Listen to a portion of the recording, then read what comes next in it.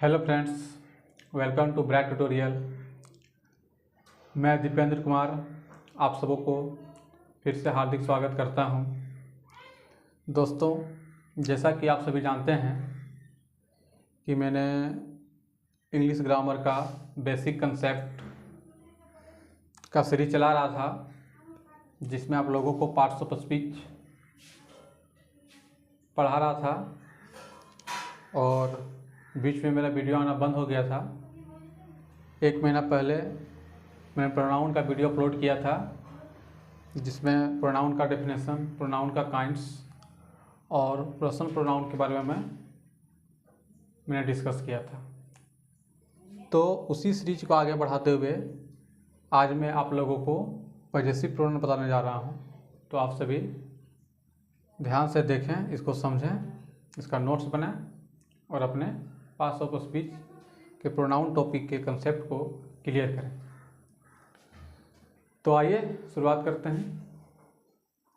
Possessive pronoun, इससे पहले मैंने आप लोगों को पर्सनल प्रोनाउन पढ़ाया था, जिसमें पर्सनल प्रोनाउन मैंने बताया था कि पर्सनल प्रोनाउन का प्रयोग किसी पर्सन को इंडिकेट करने के लिए यूज करते हैं। I, we, you, he, she, it, they, ये सभी पर्सनल प्रोनाउन हैं जो किसी न किसी पर्सन को इंडिकेट करते हैं। तो सेकंड प्रोनाउन के तौर पर मैं पॉजेसिव प्रोनाउन आप सबों को बता रहा हूं। आप सभी ध्यान से सुने और इसके बारे में जानें। The pronoun which is used to show possession is called possessive pronoun. दोस्तों, the pronoun which is used to show possession is called possessive pronoun. Means क्या हुआ कि प्रोनाउन जिसका प्रयोग हम लोग पोजीशन दिखाने के लिए करते हैं, किसी के ऊपर अधिकार दिखाने के लिए करते हैं, किसी व्यक्ति के ऊपर, नाउन के ऊपर, प्रोनाउन के ऊपर जहाँ पर अधिकार दिखाने की बात होता है, तो उसे हम लोग पॉजेसिव प्रोनाउन कहते हैं। मीन्स प्रोनाउन ही यहाँ पे जो है सो किसी के ऊपर पोजीशन दिखाने का काम करता है। तो मैं एग्जाम्पल से समझूंगा। This pen is mine, this pen is mine, यह कलम मेरी है। इसका मतलब क्या हुआ कि कलम मेरी है, कलम के ऊपर मेरा पोजीशन है, अधिकार है। दिस पेन इज माइन, तो माइन यहाँ पर जो प्रोनाउन है ये क्या कर रहा है, ये पोजीशन को इंडिकेट कर रहा है।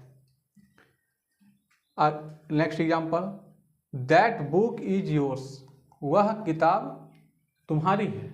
मीन्स किताब किसकी है, तो तुम्हारी है। बुक के ऊपर राइट किसका है, पेशेंट किसका है, तो तुम्हारा है। तो योर्स यहाँ पे कहलाएगा आपका possessive pronoun. This field is ours, यह फील्ड, मैदान हम लोगों का है। किसका है, हम लोगों का। तो आवर्स का कहलाएगा आपका, आवर्स कहलाएगा आपका पॉजेसिव प्रोनाउन।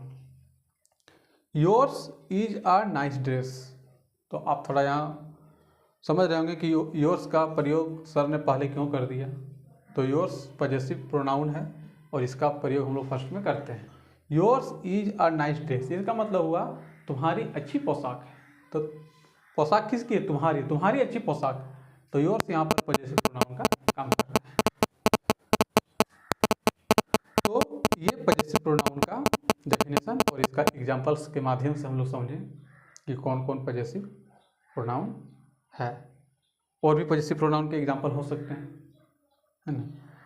तो अब आगे की ओर में ये 2-4 जो यहाँ पर जो पार्ट दिया गया है, फैक्ट दिया गया है, जिसके बारे में प्रोनाउन से संबंधित जो है सो स्टूडेंट्स को काफ़ी प्रॉब्लम होता है, समझने में उसे काफ़ी दिक्कत होता है। तो मैं चाहूँगा कि आप इस कंसेप्ट को समझें। Subjective, objective, possessive pronoun, possessive adjective, ये आखिर चारों है। सेंटेंसेस में जब पार्ट्स ऑफ स्पीच को जब छांटने के लिए दिया जाता है, चुनने के लिए दिया जाता है, तो स्टूडेंट काफ़ी मिस्टेक करते हैं कि कौन पॉजेसिव प्रोनाउन है, कौन पॉजेसिव एडजेक्टिव है। सब्जेक्ट ऑब्जेक्ट को जनरली लोग छांट लेते हैं, लेकिन उसको भी हम लोग जानेंगे। आपका सब्जेक्टिव के अंदर जितने सब्जेक्ट के रूप में जो प्रोनाउन का प्रयोग करते हैं उसको हम लोग देखेंगे। जैसे आप देखिए यहाँ पर I, we, you, he, she, they, it. आप जनरली जानते हैं कि इसका सब्जेक्ट के तौर पर प्रयोग करते हैं। आई प्ले क्रिकेट, मैं क्रिकेट खेलता हूँ, तो मैं क्या कर रहा हूँ, क्रिकेट खेलने का काम कर रहा हूँ। एज ए सब्जेक्ट उसका यूज हो रहा है वहाँ पे। वी गो टू मार्केट, हम लोग बाज़ार जाते हैं, तो वहाँ पे वी जो है सो एक सब्जेक्ट का काम कर रहा है। तो सब्जेक्ट कुछ ना कुछ काम करता है, फिर उसके बारे में कुछ बात किया जाता है और ये सब्जेक्टिव के अंदर आता है। नेक्स्ट आपका है ऑब्जेक्टिव, जो ऑब्जेक्ट के प्लेस पे आता है। जनरली हम लोग यही जानते हैं। आई का ऑब्जेक्टिव आपका मी हो जाएगा, वी का यस, यू का यू, ही का हिम, सी का हर, दे का देम, इट का इट ही होता है। तो ये ऑब्जेक्ट के प्लेस पे प्रयोग होता है इसका, इसलिए इसका नाम ऑब्जेक्टिव। आगे देखेंगे पजेसिव प्रोनाउन। अब पजेसिव प्रोनाउन, पजेसिव एडजेक्टिव, बहुत बड़ा कन्फ्यूजन सेंटेंस में। तो आज हम इस कन्फ्यूजन को दूर ही करेंगे कि आखिर पजेसिव प्रोनाउन क्या है, पजेसिव एडजेक्टिव क्या है। थोड़ा बारीकी से जान करके हम लोग इसको स्पष्ट करेंगे, क्लियर करेंगे। देखिए पजेसिव प्रोनाउन के अंदर आपका जो मैं भी यहाँ पढ़ रहा हूँ यही पजेसिव प्रोनाउन है। माइन है, आवर्स है, योर्स है, हीज है, हर्स है, देयर्स है, और ईट के प्लेस पे जो है सो जनरली हम लोग प्रयोग नहीं करते हैं पजेसिव प्रोनाउन को। तो माइन मैंने एग्जांपल लेके बताया, आवर्स भी मैंने एग्जांपल लेके बताया, योर्स भी है ना, हीज भी होगा, हर्स भी होगा, देयर्स भी होगा। ये सभी जो है सो वर्ड्स का यूज जो है सो पजेसिव प्रोनाउन के रूप में करते हैं, वहाँ पर पजेशन दिखाने के लिए करते हैं।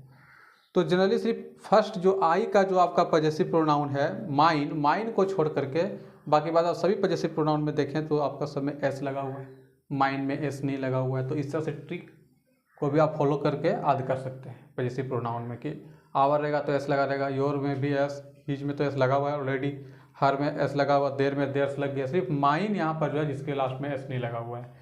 तो इस तरह सेंटेंस में आप देख करके भी क्लियर कर सकते हैं। आप इसको जनरल वे में, सिंपल वे में इसको आप आइडेंटिफाई कर सकते हैं कि पजेसिव प्रोनाउन कौन। आगे की ओर दोस्तों possessive adjective, my plus noun, our plus noun, your plus noun, his plus noun, her plus noun, their plus noun, its plus noun. अब ये है क्या? तो हम लोग जनरली जानते हैं कि एडजेक्टिव जो है हमेशा नाउन के पहले उसका यूज होता है और नाउन को जो है सो क्वालिफाई करता है, डिस्क्राइब करता है। जैसे अगर मैं बोलूँ माई पेन, तो पेन यहाँ पर नाउन है, लेकिन माई पेन कलम किसका है? तो मेरा है। तो माई यहाँ पर पेन को डिस्क्राइब कर रहा है, एज ए एडजेक्टिव के रूप में डिस्क्राइब कर रहा है, जिसको हम लोग पजेसिव एडजेक्टिव बोलेंगे। माई यहाँ पर जो है सो एडजेक्टिव का काम कर रहा है, प्रोनाउन का काम नहीं कर रहा है। तो ये कन्फ्यूजन में आपको नहीं रहना है कि माई जो है सो इस प्लेस पे जो है सो, या फिर सेंटेंसेस में इस तरह का रहेगा तो वहाँ पर आप उसको प्रोनाउन नहीं कर सकते हैं, उसको एडजेक्टिव बोलना पड़ेगा आपको। आवर स्कूल, सपोज है नाउन के प्लेस पर अगर मैं स्कूल लिख दूँ तो आवर स्कूल अगर बोलेंगे तो आवर क्या कहलाएगा? आपका एडजेक्टिव कहलाएगा, क्योंकि स्कूल को डिस्क्राइब कर रहा है, क्वालिफाई कर रहा है। योर स्टिक, सपोज मैं बोलो योर स्टिक, तुम्हारा छड़ी, तो स्टिक से पहले योर आ रहा है, पजेसिव एडजेक्टिव कहलाएगा, है ना। हिज पेन या हिज बुक कर सकते हैं, तो वहाँ पे हिज आपका एडजेक्टिव आएगा, है ना। हर ड्रेस, उसका ड्रेस, उसकी ड्रेस, क्योंकि यहाँ पर जो है सो फीमेल है, तो हर ड्रेस, उसकी ड्रेस, ड्रेस किसकी? उसकी है। देयर प्लस नाउन, तो देयर भी जो है सो यहाँ पे जो है सो पजेसिव एडजेक्टिव के रूप में हम लोग यूज करते हैं। जैसे मैं एग्जांपल दे सकता हूँ कि दिस इज देयर फील्ड, या उन लोगों का खेत है। तो खेत किसका है, फील्ड किसका है? तो उन लोगों का है, देयर। तो वहाँ पर फील्ड के पहले देयर आ रहा है और देयर उसको क्वालिफाई कर रहा है। इट्स का यूज हम लोग जनरली नॉन लिविंग थिंग्स में करते हैं। इसको सेंटेंस में पढ़ने के बाद आप खुद देखिएगा कि इट्स का भी यूज जो है सो हम लोग करते हैं पजेसिव एडजेक्टिव के रूप में।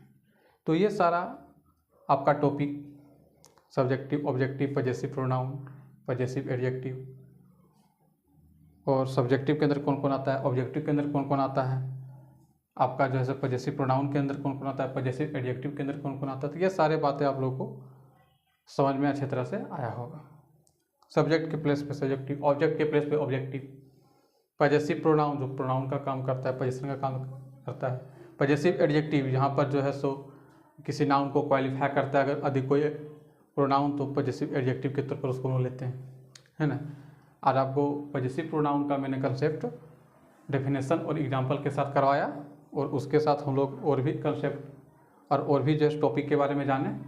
तो मैं उम्मीद करता हूँ कि ये वीडियो आपको अच्छा लगा होगा, आप बहुत कुछ इसे सीखे होंगे। तो आप इसको देखें, इसको जानें, और किसी प्रकार का कोई कन्फ्यूजन हो तो आप कमेंट में ज़रूर बोलें, ताकि मैं और बेहतर तरीके से समझाने का कोशिश करूं। और नेक्स्ट वीडियो आपको मैं इसी प्रोनाउन के सीरीज को आगे बढ़ाते हुए लाने वाला हूं। तो आप ज़रूर बोलें और आप ज़रूर सीखें, इसे नोट करें। तब तक के लिए थैंक यू।